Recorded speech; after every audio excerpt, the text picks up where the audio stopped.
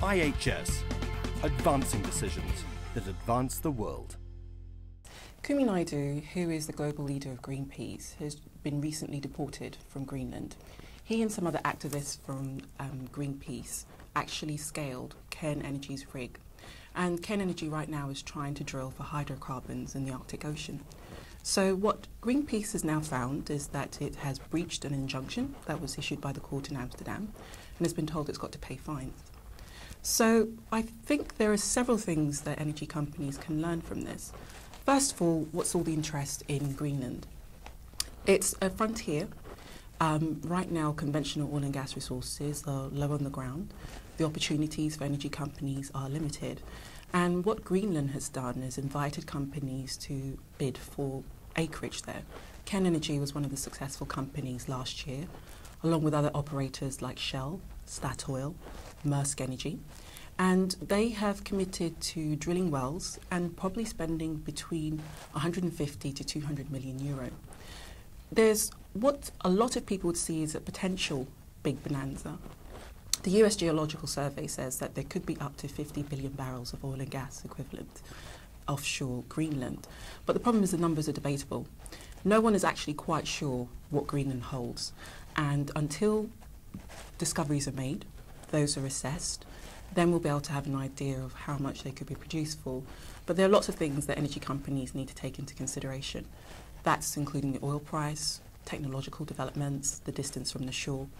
So for Cairn Energy, Greenland is a really important part of its strategy. It has sold some of its assets in India to pay for its drilling campaign.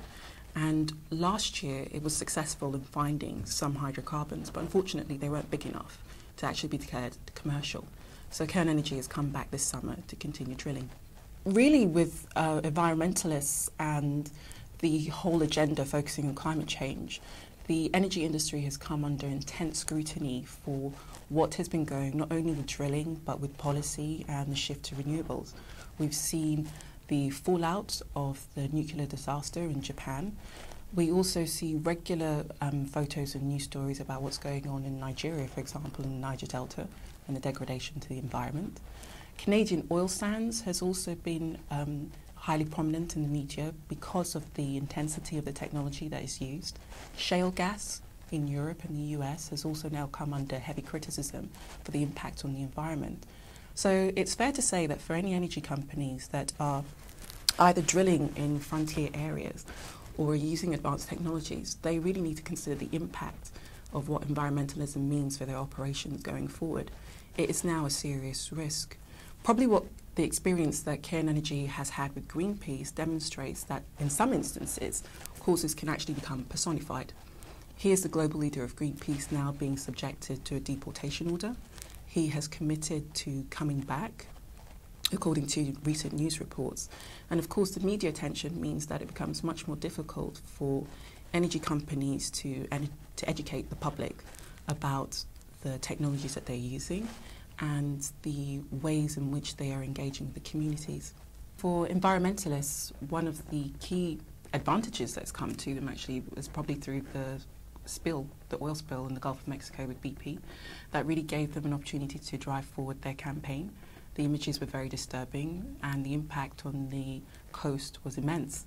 BP had to sell lots of assets around the world to raise billions to try and fund the cleanup, and found that it came underneath intense political scrutiny, and also that it found its reputation was seriously damaged.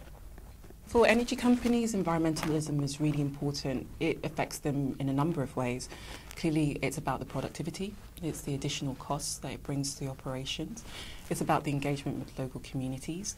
And energy companies need to sit down and think about their strategies and the processes in which they do so. It's not a matter of announcing a decision and telling communities to accept it. They have got to make them fundamentally part of that decision-making process so that everybody owns the message. One of the reasons why environmentalism is probably featuring such a big issue for oil companies is simply because of the outcome at the Copenhagen summit, where the different stakeholders that were interested in trying to come together for binding agreements found that they couldn't do so. So that's left a lot of campaigners incredibly frustrated. They still feel that the world and oil companies are on a drive towards using fossil fuels, and what they'd really prefer is to see a shift towards renewables. When you consider also the fallout of nuclear power in Japan, that's done more to underscore their point. And so people are looking for alternatives and are trying to spread that message through all different kinds of means, Facebook, Twitter, and highly publicised media stunts like Greenpeace. IHS, advancing decisions that advance the world.